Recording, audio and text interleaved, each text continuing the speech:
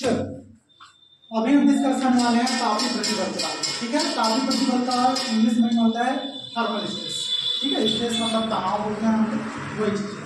ठीक, यहाँ पर क्या कर रहे हैं हम लोग, ये जब भी आपको तापीय प्रतिबल पूछा जाए तो उसका डेफिनेशन पूछा जाए तो आप डेफिनेशन भी केवल इतना ही।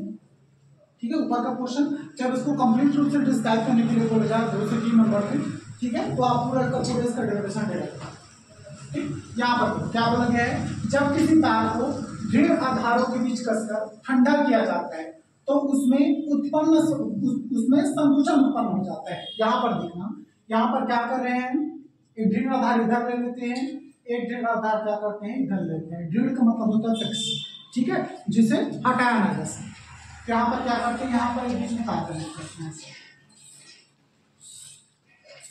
ये देखिए क्या है, तार है। ठीक है, इस तार की लंबाई मान के चलता हूँ मैं, कितना है, प्रारंभिक लंबाई इसकी है L, क्या पता है। ठीक है, अब देखो क्या बोला गया इसमें, जब किसी तार को दृढ़ आधारों के बीच कसकर ठंडा किया जाता है तो उसमें संकुचन उत्पन्न हो जाता है। संकुचन का मीनिंग समझते हो, संकुचन का मतलब होता है सिकुड़ना, मतलब अपने वास्तविक जो स्वरूप रहता है उससे कम। ठीक है, इसका मतलब क्या रहता है, संकुचन कहलाता है। और एक्सपांशन का मतलब होता है फैलना। यहाँ पर वही चीज है, संकुचन हो जाता है तो संकुचन होगा, और इसकी क्या है, प्रारंभिक लंबाई L है। अगर इसमें संकुचन होगा तो सीधी सी बात है, इसकी लंबाई क्या होगी, कम होगी। पहले की अपेक्षा क्या होगी, कम होगी कि नहीं होगी। तो वही चीज है, यहाँ पर बोला गया है उसमें संकुचन उत्पन्न हो जाता है।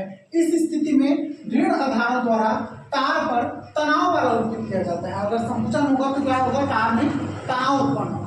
ठीक है, तनाव बल आरोपित किया जाता है। इस स्थिति में उत्पन्न विकृति को हम लोग क्या बोलते हैं, तापीय विकृति या फिर तापीय प्रतिबल कहते हैं। ठीक है, कहने का मतलब ये है, अगर कोई तार है उसको 2 दृढ़ आधारों से फिक्स किया जाता है, उसके बाद क्या किया जाता है, उसे ठंडा किया जाता है। ठंडा करने की वजह से क्या होता है, उसकी जो वास्तविक लंबाई उसमें कमी आती है, मतलब उसमें क्या होता है, संकुचन होता है। तो जो कमी आती है ना, उसी कमी को हम लोग क्या बोलते हैं, ताप कम करने की वजह से जो कमी आती है उसको हम लोग तापीय विकृति या फिर तापीय प्रतिबल कहते हैं। ये पूरा का पूरा डेफिनेशन वही चीजें बताना है।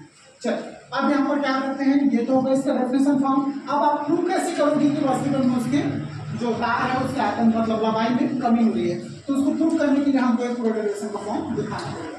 कैसे प्रूव करेंगे, यहाँ पर लिखा है, मान लो किसी तार का प्रारंभिक लंबाई कितना है L, जो कि आपको यहाँ पर दिख रहा है, प्रारंभिक लंबाई इसकी कितनी है पहले। तार का क्षेत्रफल कितना है, ये क्षेत्रफल मतलब ये क्रॉस सेक्शनल एरिया, इसे बोलते हैं क्षेत्रफल। ठीक है, ये कितना है आपका, कैपिटल। ठीक है, क्षेत्रफल ये है।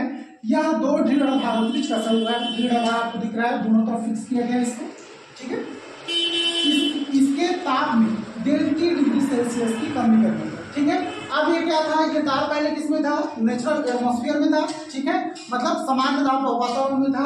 अब इसमें क्या कर रहे हैं, थोड़ा सा इसके टेम्परेचर में कमी कर रहे हैं। कितना कमी कर रहे हैं, 1.5 डिग्री सेल्सियस, नहीं पता कितना है, लेकिन वास्तविक जो तापमान है उससे कम कर रहे हैं। तो 1.5 डिग्री सेल्सियस की कमी करने पर लंबाई में L की कमी हो जाती है। ठीक है, इसकी वास्तविक लंबाई पहले L थी, अगर इसके तापमान में थोड़ा भी कम करेंगे तो इसमें क्या होगा, संकुचन होगा, मतलब इसका जो आकार है वो क्या होगा, कम होगा।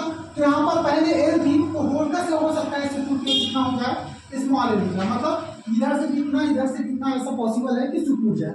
ठीक है, तो सिकुड़ने के बाद इसकी लंबाई क्या होगी, मैं मान के चलता हूँ स्मॉल L होगी। पहले क्या थी, कैपिटल L, सिकुड़ने के बाद क्या हो गई, स्मॉल L। यहाँ पे वही लिखा है, इसके ताप में 1.5 डिग्री सेल्सियस की कमी करने पर लंबाई में कितनी कमी हो जाती है, L की कमी हो जाती है। तब की कंडीशन में यदि तार का रेखीय प्रसार गुणांक क्या है, अल्फा। ठीक है, रेखीय प्रसार गुणांक को किससे नोट करते हो आप लोग, अल्फा से नोट करते हो। अल्फा इक्वल टू कितना होता है, ये क्या है, स्मॉल एल क्या है, लंबाई में परिवर्तन। कैपिटल L क्या है, प्रारंभिक लंबाई, और डेल्टा क्या है, ताप में परिवर्तन या ताप में वृद्धि। होता है कि नहीं होता है, तो वही है कि स्मॉल एल क्या है आपका, लंबाई में परिवर्तन। तो यहाँ पर देखो, ये स्मॉल एल था, ये यही दर्शा रहा है ना, लंबाई में परिवर्तन, और कैपिटल L क्या दर्शा रहा है, तार की प्रारंभिक लंबाई। ठीक है, ये याद होना चाहिए आपको, अल्फा इक्वल टू क्या क्या होता है। ऊपर वाले को लंबाई में परिवर्तन बोलते हैं, यहाँ पे अलग अलग साइन आते जाता है। पहले क्या था, यहाँ पे डेल लिखा हुआ था, यहाँ पे L लिखा हुआ था, ऐसा कुछ था ना, याद करो, याद आएगा, कल ही पढ़े हो। ठीक है, उसकी जगह स्मॉल L लिखे हैं, क्योंकि लंबाई में परिवर्तन यहाँ पर क्या है, स्मॉल L है। प्रारंभिक लंबाई क्या है, कैपिटल L है, और डेल्टा क्या है, ताप में वृद्धि या फिर ताप में परिवर्तन है। ठीक है, तो यहाँ पर देखो, आप देखो मैं डेल्टी को क्या करूँ, इधर ट्रांसफर कर रहा हूँ, इधर डेल्टी किलोमीटर डिवाइड में है, इधर रहूंगा तो अल्फा के साथ किसमें हो जाएगा, मल्टीप्लाई में हो जाएगा। तो इतना लिख सकते हो अल्फा मल्टीप्लाई कितना हो गया डॉट डेल्टी। तो यहाँ पर देखो, यहाँ पर कितना बच जाएगा, फिर small L upon capital L, तो small L upon capital L equal to कितना हो गया, अल्फा डेल्टी। ठीक है, आप याद करो small L upon capital L को तुम लोग क्या बोलते थे, विकृति बोलते थे। स्ट्रेस पर क्या हो, विकृति बोलते थे ना। विकृति क्या होता था, लंबाई में परिवर्तन अपॉन प्रारंभिक लंबाई होता है। देखो पीछे पन्ना पलटोगे तो दिखेगा, स्ट्रेस स्ट्रेन अभी पढ़ के आए हम लोग, विकृति और प्रतिबल। आई थिंक सो कौन से चैप्टर में पढ़े इसको, चैप्टर 7 में शायद पढ़े, 9 में पढ़े होंगे। हाँ 9 में पढ़े होंगे, 9 में, और ये 11 चैप्टर है, 9 में पढ़े इसको। ठीक है, तो विकृति यहाँ पर small L upon capital L को मैं डायरेक्ट क्या लिख सकता हूँ, विकृति। यहाँ पे मेंशन करना पड़ेगा क्या, पता है आयोग से सबको, अभी पढ़ के आया स्मॉल लिख दो यहाँ पर। अच्छा, विकृति कितना होता है, स्मॉल एल अपॉन कैपिटल। ठीक है, तो ये चीजें आपको पता होना चाहिए। तो विकृति कितना हो गया बेटा, फिर यहाँ पर अल्फा डेल्टी हो गया। ठीक है, ये हो गया आपका पहला कंडीशन। लेकिन आप लोग ये भी जानते हो, किंतु यह प्रत्यास्था गुणांक से आप लोग क्या जानते हो, वाई स्क्वायर कितना होता है, प्रतिबल अपॉन विकृति होता है कि नहीं होता है, नहीं आता है, हाँ होता है। यहाँ पर चैप्टर 9 पर क्या होगी, प्रतिबल अपॉन विकृति होती है, यह प्रत्यास्था गुणांक। ठीक है, सारा डेटा वही है जो तुम पढ़ के आ रहे हो, पिछले रिवाइज हुआ होगा तो बिल्कुल समझ में आएगा कहाँ से आए। ठीक है, इसीलिए तो पूरा डिटेल में पढ़ते हैं इसको।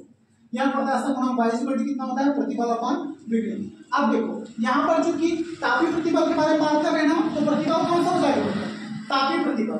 फिर वाई लिखा, विकृति को इसके साथ मल्टीप्लाई कर दो तो कितना हो जाएगा, ये क्या हो जाएगा, तापीय विकृति हो जाएगा कि नहीं हो जाएगा। क्योंकि तापीय प्रतिबल तापीय विकृति पढ़ रहे हैं ना, तो ये प्रतिबल अपॉन विकृति क्या हो जाएगा, तापीय प्रतिबल और तापीय विकृति। यहाँ पर देखो प्रतिबल को इस साइड ही रख रहा हूँ, विकृति को इसके साथ मल्टीप्लाई कर रहा हूँ, तो कितना हो जाएगा, प्रतिबल इज इक्वल टू क्या बोलते हैं इसको, यहाँ पर ऐसा बना वाई इंटू तापीय विकृति हो जाएगा कि नहीं हो जाएगा, तापीय प्रतिबल is equal to y into तापीय विकृति। अब देखो तापीय प्रतिबल is equal to y into, यहाँ पर तापीय विकृति का आपका मान कितना निकला था, अल्फा डेल्टी। ठीक है, विकृति यही है, इसी को तापीय विकृति बोल रहे हैं। अल्फा डेल्टी निकला है तो अल्फा डेल्टी का मान यहाँ पर पुट हो। फिर उसके बाद नेक्स्ट कंडीशन यहाँ पर क्या लिखा है, चूंकि दृढ़ आधारों पर आरोपित बल। ठीक है, अब यहाँ याद करना, आप लोग प्रतिबल पढ़े हो, प्रतिबल इक्वल कितना होता है, याद आ रहा है कुछ। यहाँ पर प्रतिबल में एस पढ़े हो गए, S equal to F by A, ऐसा कुछ पढ़े हो, याद आ रहा है। प्रतिबल को स्ट्रेस से दर्शाते हो, एफ क्या है, बल है, ए क्या है, क्षेत्रफल है, तो प्रतिबल इक्वल कितना हो जाता है, बल बटे क्षेत्रफल। याद आ रहा होगा, चैप्टर 9 पढ़े होंगे सब, वहीं से आ रहा है पूरा का पूरा।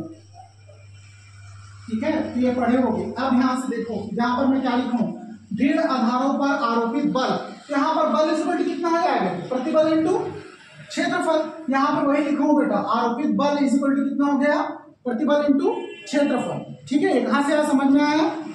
ठीक है, ये वही है, प्रतिबल इज इक्वल टू कितना होता है, बल अपॉन क्षेत्रफल, stress S is equal to F by A, ये पढ़े होंगे। ठीक है, वहीं से आता है। क्लियर हो गया। आप यहाँ पर देखो, आपके पास जो जो डेटा है निकालो उसको लिख दो।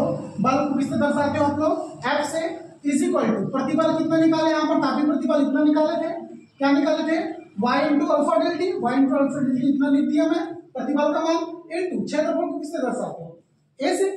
ठीक है, तो यहाँ पर देखो, अब इसको सेपरेट करोगे तो क्या हो जाएगा, वाई ए एक साथ लिख दो और अल्फा डेल्टी को एक साथ लिख दो, तो एफ का वैल्यू कितना आ गया, जो लगने वाले फोर्स का मान कितना आ गया, वाई ए अल्फा डेल्टी। नहीं कोई गलत नहीं, ऐसा कोई इशू नहीं है, लिख सकते हो, लेकिन जनरली कोशिश करना कि सेम टू सेम लिखो, क्योंकि ऐसा होता है कि हाँ बात तो सही है कि हो जाता है कभी कभी, तो इसलिए बोल रहा हूँ एग्जैक्ट लिखना जैसा लिखा होगा।